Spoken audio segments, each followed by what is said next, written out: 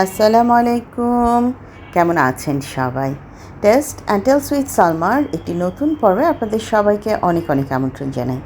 বলতে পারেন গত দুদিন ধরে আমি একেবারে গায়েব হয়ে আছি ইউটিউব থেকে। না নিজের কোনো ভিডিও রেসপন্স করতে পারছি, না অন্যদের ভিডিও ঠিকঠাক মতন দেখতে পারছি। আসলে বাসায় একটা ছোটোখাটো পার্টির প্রোগ্রাম চলছে, যেখানে আমার হাজব্যান্ডের ফ্রেন্ড সার্কেল আসবে। তো তাদের জন্য একটা ছোট্ট আয়োজন হচ্ছে। তো সেই জন্য একটু ব্যস্ত ছিলাম। সকাল থেকে বিভিন্ন রকম কাজ করেছি। এবার রান্নার পালা, ভাবলাম এখন একটু আস্তে আস্তে ক্যামেরাটা অন করি। ঘর গোছানোর অংশটা আজকে আর আমি পুরোটা নিইনি, কারণ ভিডিওটা অনেক বড় হয়ে যাচ্ছিল। তো ভাবলাম যে ঠিক আছে, রান্না থেকেই না হয় শুরু করি, একটু একটু করে কাজকর্ম। কেমন আছেন সবাই বলুন তো? আসলে আমার ভীষণ ব্যস্ততাময় দুটো দিনের মধ্যে একটা দিন আমি মোটামুটি আপনাদেরকে সময় দিতে পেরেছি, ভিডিও দেখতে পেরেছি, কিন্তু গতকাল কিন্তু আমি একদম গায়েব হয়েছিলাম। এমনকি আমার বিজনেস ভিডিও থেকে যেসব কাস্টমার আপুরা আমাকে নক দিচ্ছিলেন যে আপু এটার ডিটেলস দেন, ওই প্রোডাক্টের প্রাইস দেন, অনেককেই আবার আমি মানে ঠিক মতন অ্যান্সার দিতে পারিনি। আবার অনেকের সাথে দেখা গিয়েছে যে আপু পরে বলছি বলে বেমালুম ভুলে গিয়েছি। তো ভীষণ ব্যস্ততাময় একটা দিন পার করে আজকে যখন লাইফস্টাইল ভিডিও নিয়ে আসলাম, ভাবলাম আচ্ছা দুদিনের ব্যস্ততার কারণটা একটু আপনাদের সাথে শেয়ার করি, আর কিভাবে আমার শুক্রবার দিনে সারাদিনের ব্যস্ততাময় পর্বটা গেল সেটাও একটু একটু করে আপনাদের সাথে শেয়ার করি।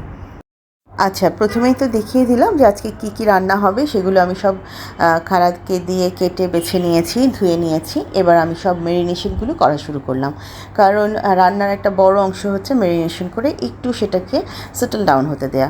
তো প্রথমেই আমি এখানে রোস্টের জন্য মেরিনেট করছি, তারপর একটার পর একটা আইটেম মেরিনেট করবো। আজকে হালকা পাতলা কিছু আইটেম হবে, যদিও বলছি হালকা পাতলা, আলটিমেটলি কিন্তু সবার শেষে গিয়ে দেখা গেল পুরো রান্নাটাই রিচ ফুড হয়ে গিয়েছিল। তো যাই হোক, একটু একটু করে কাজ করছি আর আপনাদের সাথে গল্প শুরু করেছি। প্রথমেই আমি রোস্টটাকে ম্যারিনেট করেছি। এখানে আমি টক দই, মরিচ গুঁড়া, লবণ এবং আদা বাটা, রসুন বাটা সব কিছু দিয়ে একটু রোস্টটাকে আমি ম্যারিনেট করে রেখে দিলাম। এবার পালা লোট্টা ফিশ ফ্রাইয়ের জন্য। লোট্টা মাছটাকে আমি ম্যারিনেট করেছি। এখানে আমি আদা রসুন বাটা, সেই সাথে লবণ, অল্প একটু লবণ দিয়েছি, কারণ লোট্টা ফিশ ফ্রাই খুব বেশি লবণের প্রয়োজন পড়ে না। আমি যেটুকু জানি অল্প হলেই চলে। আর আমি এখানে কিন্তু বেশ পরিমাণে লেবু দিয়েছি, কারণ লোট্টা ফিশটা একটু নরম মাছ থাকে এবং এটার একটা স্মেল আছে। তো ধুতে ধুতে একদম মাছের অবস্থা কাহিল। তো তারপরেও আমার কাছে মনে হয়েছে যে না, আমি একটু এটাকে ভালো করে বেশ পরিমাণে লেবু চিপে এটাকে ম্যারিনেট করে রাখলে যে একটা এক্সট্রা স্মেলের ব্যাপার আছে সেটা থাকবে না। আর লোট্টা ফিশটা আমার বাসার সবাই খুব পছন্দ করে, যেহেতু এটা খুব নরম কাটার একটা মাছ। আর একটু ভালো মুচমুচে করে ভেজে দিলে, একটু কোটিং করে ভেজে দিলে দেখা যায় যে আমার বাচ্চারাও খুব পছন্দ করে খায়। তো এখানে আমি আরও সাথে অ্যাড করেছি মরিচ গুঁড়া, হলুদ গুঁড়া এবং একটুখানি জিরা গুঁড়া। সব কিছু দিয়ে ভালো করে মিক্স করে এটাকে আমি এখন ভাজবো না, এটা আসলে এই ফিশটা ফ্রাই হবে আমার মেহমান আসার জাস্ট হাফ অ্যান আওয়ার আগে। তো আমি কাবাব এবং ফিশ ফ্রাই এই দুটো জাস্ট মেহমান আসার আগ দিয়ে ফ্রাই করব বলে আমি একদম পুরো গোছগাছ করে রেখেছি। কাবাবটা তো সেদিন লাস্ট ভিডিওতে আপনারা দেখলেন যে আমি কাবাব বানিয়ে রেখেছিলাম, আর আজকে এই ফ্রাইটা রেডি করে ওখানে আমি ফ্রিজে রেখে দিচ্ছি। ও ভালো কথা, এখানে কিন্তু আমি একটা ডিম ইউজ করেছি। এই ডিমটা দিয়ে তারপর আমি পুরো মাছের এই ম্যারিনেশনটা করে রাখবো। এর আগেও আমি গত বছর বহুবার আমি লোট্টা ফিশ নিজে প্রোগ্রামগুলোতে ফ্রাই করে দিয়েছি কিংবা বাসার তৈরি করেছি। আমার কাছে মনে হয়েছে এটা একটা দারুণ আইটেম হতে পারে যে কোনো পার্টিতে দেওয়ার জন্য। আমার কাছে দু তিনটা অপশনাল জিনিস মনে হয়েছে যে ফিশের মধ্যে যদি কোনো কিছু আসলে সার্ভ করতে হয় তাহলে লোট্টা ফিশ বেস্ট, তারপর চিংড়ি ফ্রাই, বড় লবস্টার যেটাকে বলে ফ্রাই, অথবা রূপচাঁদা ফ্রাই। এই তিনটা ফ্রাই মনে হয় যে কোনো আপনি পার্টিতে দিয়ে দেখবেন এটা কিন্তু খুব ভালো যায়। যদিও আমি লবস্টার ফ্রাই কখনো নিজে হাতে বড়টা করিনি, আমার কোনো আইডিয়া নেই। আচ্ছা, আপনারা যারা এই ধরনের পার্টিতে ফিশ ফ্রাই দেন তাদের কাছে কি মনে হয় যে এছাড়া আর কোন কোন মাছ দিলে ভালো হয়? হ্যাঁ, অনেকেই তেলাপিয়া সুন্দর করে বারবিকিউর মতন করে, সেটাও করার আমার ইচ্ছা আছে। আমি খুবই রিনাউন্ড ভ্লগার পুচির মা, যে অনেকগুলো বিড়ালের মালিক, পুচির মাকে দেখেছি চমৎকার একটা তেলাপিয়ার বারবিকিউয়ের রেসিপি শেয়ার করেছিলেন, তাও তো 2-3 বছর আগে। তখন থেকেই আমার ডিসিশন নেওয়া ছিল যে আমি একবার এটা করব, কিন্তু আমার পাশের কেউ তেলাপিয়া খায় না বলে আমার এখনও সেই আইটেমটা করা হয়নি। আমার ইচ্ছে আছে ডোরি ফিশ দিয়ে ওইভাবেই একটু বারবিকিউটা করার। দেখা যায় সময় সুযোগ মতন যদি কখনো আমি ডোরি ফিশ দিয়ে এটা করতে পারি অবশ্যই আপনাদের সাথে সেটা শেয়ার করব। এবার চলে এসেছি গরুর মাংস নিয়ে। আমি এখানে বেশ পরিমাণে গরুর মাংস নিয়েছি। এখানেও আমি প্রথমে একটু লেবু চিপে দিলাম, কারণ গরুর মাংসটা এরকম ভিনেগার কিংবা লেবু চিপে দিলে কিংবা টক দই এগুলো দিয়ে ম্যারিনেট করলে বেশ তাড়াতাড়ি মানে সফট হয় এবং খুব ভালো হয়, এটার জুসিনেসটা চমৎকার থাকে। ভুটানে থাকতে আমি একা হাতে প্রচুর প্রোগ্রাম করতাম, আমার প্রচুর মেহমান আসতো, পার্টি হতো বাসায়। তো তখন রান্নাগুলো করতে আমার কাছে মনে হতো যে রান্না করা কিংবা গেস্ট খাওয়ানো, পার্টি দেওয়া কোনো ব্যাপারই না, এটা কোনো কঠিন কাজ না। কিন্তু এখন বাংলাদেশে এসে কেন জানি অল্পতেই খুব কঠিন মনে হয়। তার কারণটা কি জানেন? ওয়েদার। ওখানে ঠান্ডা ওয়েদারে আমি সারা দিন রাত কাজ করলেও আমি টায়ার্ড হতাম না। আমার কখনোই মনে হতো না যে রান্নাঘরে থাকাটা খুব কঠিন কাজ। কিন্তু এবার গরমের মধ্যে যখন এই পার্টিটা দিচ্ছি তখন আমি বুঝতে পারলাম যে আসলে ওয়েদার অনেক বড় ম্যাটার করে। আমার যারা আজকের ইনভাইটেড গেস্ট ছিল তারা আমাকে একজন মানে তারা আমাকে অ্যাপ্রোচ করেছে যে আপনি চাইলে এই রান্নাটা বাইরে সার্ভ করতে পারেন, বিক্রি করতে পারেন, কিংবা এই রান্নাটা বলতে পারেন। তো আমি বলেছি, নাও থ্যাংক ইউ, আমাকে কোনো অ্যাডভাইস দিতে হবে না রান্না বিষয়ক, কারণ আমি এগুলোতে যাবই না। বাংলাদেশ এত গরম যে এই গরমের মধ্যে আমি ফুড নিয়ে কোনো বিজনেস করব না। যদিও আমি ভুটানে ফুড বিজনেস করে এসেছি, আমার ওখানে 4 বছরের এক্সপিরিয়েন্স আছে, তবু বাংলাদেশি গরমের মধ্যে কোনো বিজনেস করার আগ্রহ আমার নেই। আসলে এটা খুবই ম্যাটার করে। যাই হোক, এখানে গল্প করতে করতে কিন্তু আমি গরুর মাংসতে যা যা মশলাপাতি লাগবে সব দিয়ে ফেলেছি। এটার রেসিপি শেয়ার করার কিছুই না, আমার সাথে আমার আপুরা অনেক ভালো পারে। এখন সমস্ত কিছু দিয়ে জাস্ট ম্যারিনেট করে রাখছি। ঘণ্টাখানেক পর আমি এগুলো সব রান্না শুরু করব। আসলে এগুলো সব ম্যারিনেট করে আমি আমার ঘর গোছানোর কাজটা করেছি, যেটা আপনাদের সাথে একেবারেই তুলে ধরা হয়নি। শুধুমাত্র আজকের ভিডিওতে আপনারা আমার ঘর গোছানোর ফাইনাল লুক দেখতে পারবেন। তুলে ধরা হয়নি তার একটা কারণ ছিল, কারেন্ট ছিল না। আরেকটা কারণ হচ্ছে যে আসলে বড় কোনো পার্টিতে সব কিছু মানে ক্যাপচার করা একটু কঠিন, সময়ের সাথে তাতে কুলিয়ে ওঠা যায় না। আর আমার যেহেতু ছোটা বুয়া, তাদেরকে দিয়ে আমার খুব অল্প সময়ে কাজগুলো শেষ করতে হবে। তারা তো আর সারাদিন আমার কাছে থাকবে না, পুরো পার্টির ব্যাপারটাই আমাকে হ্যান্ডেল করতে হবে। তাই আমি চেষ্টা করেছি কাজগুলো আগে তাদেরকে দিয়ে করে ফেলার। এগুলো যদি এখন আমি ক্যাপচার করতে চাই অনেকটা সময় যাবে, সেই জন্য আমি আমার সুবিধা মতন সব কিছু করে নিয়েছি। আচ্ছা, রোস্টে আবার ফিরে আসতে হয়েছে। আমি জয়ফল জয়ত্রী বাটাটাও এখানে একটুখানি অ্যাড করি ম্যারিনেশনে, সেটা আমি করতে ভুলে গিয়েছিলাম। তো এখন আবার রোস্টে এটা দিয়ে একটু অ্যাড করে রেখে দিলাম। এটা ভালোভাবে ম্যারিনেশন হতে থাকুক। আর এখন আমার রান্নাবান্না শুরু হয়ে গিয়েছে। আমি একদিকে গরুর মাংসটা বসিয়ে দিয়েছি, অন্যদিকে আমি রোস্টগুলো ভেজে নিচ্ছি। তো আজকে প্রেশার কুকারে গরুর মাংসটা রান্না করব। আমার আজকের গরুর মাংস রান্নাটা সত্যি ভালো হয়েছিল, অ্যাক্সিডেন্টলি ভালো হয়েছিল। আমার সব রান্না সবসময় ভালো হয় না। তো আমার আজকের মাংসটা অনেক সফট হয়েছিল। আমি না বেমালুম ভুলে গিয়েছিলাম যে আমার একটা প্রেশার কুকার আছে। আমি সবসময় বিদেশে যতবার আমি রান্না করেছি পার্টিতে সবসময় প্রেশার কুকারে রান্না করতাম, কিন্তু এখানে দেখা গেল যে একদম মানে বাংলাদেশে কোরবানির মাংস কিংবা এমনি মাংস কিনলে দেখা যায় যে 4-5 বার কষালে মাংস বেশ নরম হয়ে যায়। তো হঠাৎ আমার আজকে মনে হলো যে আচ্ছা, আমি তো অনেক দিন এটা ব্যবহার করি না, কী অবস্থায় আছে একটু দেখি। তো বের করে প্রেশার কুকারে রান্না করেছি। আলহামদুলিল্লাহ, মাংস বেশ সফট হয়ে গিয়েছিল, রান্নাটাও ঠিকঠাক ছিল। আর আরেকটা প্রেশার কুকার কেনার জন্য ডিসিশন নিয়েছি, দেখি খুব শীঘ্রই কিনবো অটোমেটিক প্রেশার কুকার। এটা আসলে অনেক আগেই আমাদের দেশেও চলে এসেছে, অনেকেই ব্যবহার করছে। আর আমার একজন অস্ট্রেলিয়ান ফ্রেন্ড আছে, ও আমাকে সাজেস্ট করেছে যে তুমি কিন্তু এই প্রেশার কুকারটা রাখতে পারো, যেহেতু বাংলাদেশে গ্যাসের প্রবলেম হয়। তো তুমি চাইলে এটা ইলেকট্রিক অটোমেটিক প্রেশার কুকার যেটা, তুমি এটা তোমার কালেকশনে রাখতে পারো। তো আমিও চিন্তা করেছি যে হ্যাঁ, এরকম একটা কিছু আমি রাখবো। আচ্ছা, ওখানে গরুর মাংসটা আমি বসিয়ে দিয়েছিলাম এবং আমার রোস্টের মাংসগুলো সিদ্ধ করা ভাজা হয়ে গিয়েছিল। তো এখন আমি কিন্তু পুরো রোস্টটাই রান্না শেষ করছি মোটামুটি।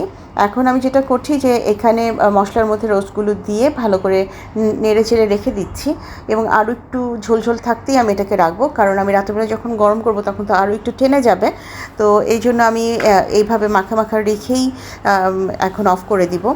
আমার প্রোগ্রামটা যেহেতু রাতে, আমি রান্নাবান্না 90% কভার করে রাখছি দিনের বেলাতে, রাতে গিয়ে বাকি 10% আবার আমি গোছগাছ করব, আবার গরম করে দেওয়ার সময় যদি আরও কিছু একটু অ্যাড করতে হয় করে দিলাম, এইভাবেই চিন্তা করেছি। আর রোস্টটা মূলত গেস্টের বাচ্চা তারও খুবই পছন্দ, তারপর আমার নিজের দুটো বাচ্চা আছে তাদের পছন্দ, তো এই জন্য ভেবেছি যে আচ্ছা রোস্টটা বেশি করে করা থাকলে আমার দুটো তো অন্তত মাথা ঠান্ডা থাকবে একদিন দুদিন, সে চিন্তা করি একটু বেশি করে। যদিও গেস্টরা তেমন একটা, যারা বড় তারা একটা খুব বেশি একটা রোস্ট খায় না, দেখা যায় যে তারা ভেঙে চুরেই খায়, এখন সবারই বয়স হয়ে গেছে। তো এদিকে আমার রোস্ট রান্নাটাও হয়ে গেল। আমি আমার হাজব্যান্ডকে বলেছিলাম চিংড়ি মাছ আনতে, আমার একদম লাস্ট অপশন ছিল চিংড়ি মাছটা। ওটা আমার আগে কেনা হয়নি, শুক্রবার সকালেই আমার ওটা কেনা হয়েছে। তো খালা চিংড়ি মাছ কেটে ধুয়ে গুছিয়ে দিয়েছে। আমি ভাবছি যে একদিকে এখন একটু আমি টমেটো দিয়ে চিংড়ি মাছের ভুনা করে ফেলবো, যাতে এটাও আমার একটা আইটেম হিসেবে সামনে দিতে পারি। গতকাল শুক্রবার আপনাদের কার এলাকায় কেমন বৃষ্টি হয়েছে আমি কিছু জানি না, কিন্তু ঢাকায় আমার এলাকায় এক বিন্দু বৃষ্টিও হয়নি। আর কেমন যেন একটা ভ্যাপসা গরম ছিল। আজ শনিবার পর্যন্ত এই ভ্যাপসা গরমটা আছে। আমি খুবই মনে প্রাণে এক্সপেক্ট করছি আল্লাহ একটু বেশি করে বৃষ্টি দাও। আসলে এই গরমটা না একদমই নেওয়া যাচ্ছে না। যাই হোক, আপনাদের সাথে কথা বলতে বলতে এদিকে কিন্তু আমার চিংড়ি মাছ রান্নাটাও হয়ে গেছে। ইস, সত্যিই যদি এরকম সেকেন্ডে সেকেন্ডে রান্না হয়ে যেত, যে একটা করে ক্লিপ নিচ্ছি রান্না শেষ, তাহলে সত্যিই বিষয়টা অনেক আরামের হতো। এটা একদম সন্ধ্যার সময়ের একটা অংশ। মাগরিবের পরে আমি আমার ঘর গোছানোটা আপনাদের সাথে শেয়ার করতে এসেছি। প্রথমে ড্রয়িং রুম থেকেই শুরু করলাম। ড্রয়িং রুমটা মোটামুটি আমার গোছানোই ছিল, নতুন করে কিছু করিনি, জাস্ট খালি ন্যাচারাল প্ল্যান্টগুলোকে অ্যাড করেছি। আর নর্মালি আমি যেভাবে গুছিয়ে রেখেছিলাম আগে সেভাবেই আছে আমার। আসলে এবার আজকে ঘরের বাইরে আমি কিছু ফুল অ্যাড করেছি, কিছু গাছ অ্যাড করেছি। চলুন আগে আপনাদেরকে না ওই গাছগুলি, সিঁড়িঘরের কাছে যে আমার গাছগুলো আছে সেটাই দেখিয়ে নিয়ে আসি, তাহলে ব্যাপারটা বোঝাতে একটু সুবিধা হবে। ড্রয়িং রুমটা মোটামুটি আগের যা ছিল তাই। এই যে আমার কমলা রঙের জবা এবং গোলাপি জবার কলি এসেছে। তো আমি একটা সাজেশন চাচ্ছি। আমি জবার গাছ দুটো ছাদে দিয়েছি। আমার কমলা রঙের জবাটা মাশাল্লাহ মাশাল্লাহ অনেক সুন্দর ফুটেছে, আর গোলাপি জবার গাছটা কেমন যেন ঝিমিয়ে গিয়েছে, কলি এসেছে, ফুলটা ফুটেনি এমন, এবং ঝিমিয়ে আছে। আমি জানি না কারণটা কি, অতি বৃষ্টির কারণে এটা হলো নাকি পানি কম পড়েছে, কি হয়েছে আমি বলতে পারবো না। আপনারা যাদের অনেক সুন্দর জবার কালেকশন আছে, সব সময় জবা ফুল রাখেন, অবশ্যই আমাকে বিষয়টা একটু জানাবেন যে আমি কি করলে এটা ঠিকঠাক হবে। তো মোটামুটি ড্রয়িং রুমে পুরো এরিয়াটা দেখিয়ে দিলাম। ডাইনিং এরিয়াতে একদম সিম্পল অ্যাজ ইট ইজ রেখেছি। তো আমি এভাবেই মোটামুটি গুছিয়ে নিয়েছি, যেহেতু আমার এখানে ডিপ ফ্রিজের উপরের কভারটা এবং ডাইনিং টেবিলের কভারটা ম্যাচ করা। আমি ভেবেছি এটা এভাবেই থাকুক, এটা দেখতে বেশ ভালো লাগছে। আর সাথে তো হেলেন আপুর এর কাছ থেকে নিয়ে এই রান্নাটা এটাও মিলে গিয়েছে। তো ভাবলাম সব কিছু একটু স্নিগ্ধ, একটু সাদামাটাই থাকুক, প্রয়োজন নেই খুব কালারফুল কিছু এখানে দেওয়ার। আর যেহেতু শুক্রবার, আজকেও জুম্মা মোবারকটা আপনাদের সাথে শেয়ার করে দিলাম।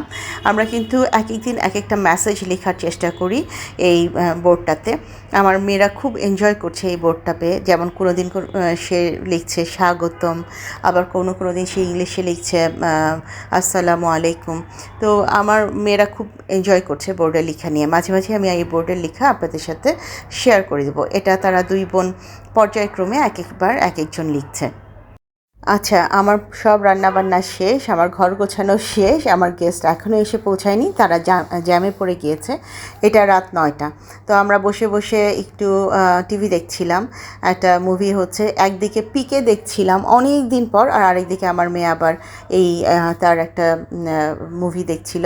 তো দুটো মিলে একটু একটু করে দেখছিলাম। এর মধ্যেই খবর পেলাম তারা কাছাকাছি। তো আমি যে খাবারগুলো গরম করার দরকার নেই, গোছানো হয়ে গেছে, সেগুলোকে আগে টেবিলে দিলাম। আর তারপর ধীরে ধীরে বাকি খাবারগুলোকে আবারও একটু গরম করে আস্তে আস্তে টেবিলে আনা শুরু করেছি। তো এখানে আমি প্রথমে কাবাব দিয়ে দিয়েছি, তারপর লোটটা ফ্রাই, আর এই পাশে চিংড়িটা দিচ্ছি, কারণ জায়গায় হচ্ছিল না। চিংড়িটাকে এই পাশে এনে একটা অল্প একটু সবজি করা হয়েছিল। সবজিটা আসলে আপনাদের সাথে শেয়ার করা হয়নি, ওটা অফ স্ক্রিনে আমি করে নিয়েছিলাম। এখানে মিক্সড ভেজিটেবল করেছি। এই ভেজিটেবলটা না আমি রেগুলার রাখি আমার বাসায়। এই ভেজিটেবলটা আসলে রুটির সাথে খেতে খুবই ভালো লাগে, পোলাওয়ের সাথে খেতেও খুব ভালো লাগে। এখানে আমি সিজনাল সব সবজিগুলো দিয়ে একটা মিক্সড ভেজিটেবল করেছিলাম। আর এই তো পোলাও, আর আরেক পাশে অ্যাড করেছি গরুর মাংস এবং রোস্ট। তো মোটামুটি এই আজকে রান্নাবান্না ছিল, এই ছিল আইটেম, সেটা আপনাদের সাথেও একটু শেয়ার করলাম। আমি না এখানে সব কিছুর উপর বেরেস্তা দিতে বেমালুম ভুলে গিয়েছিলাম। যখন গেস্ট টেবিলে চলে এসেছে হাত ধুয়ে, তখন আমার মনে পড়েছে হায় আমি তো বেরেস্তা দিতে ভুলে গিয়েছি। তো তখন আবারও গিয়ে আমি তাড়াহুড়া করে বেরেস্তা এনে সব কিছুর উপরে ছিটিয়ে দিয়েছি। আমাদের খাওয়া দাওয়া শেষ হতে হতে প্রায় 11:30।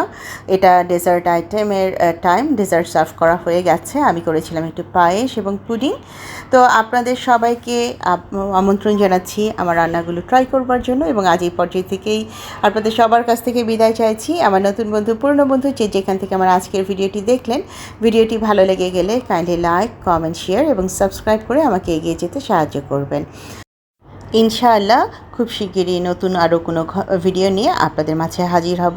সে পর্যন্ত সবাই অনেক বেশি ভালো থাকবেন, নিজেদের খেয়াল রাখবেন। আজ এই পর্যায়ে থেকেই আপনাদের সবার কাছ থেকে বিদায় চাইছি। আল্লাহ হাফেজ এবং আসসালামু আলাইকুম।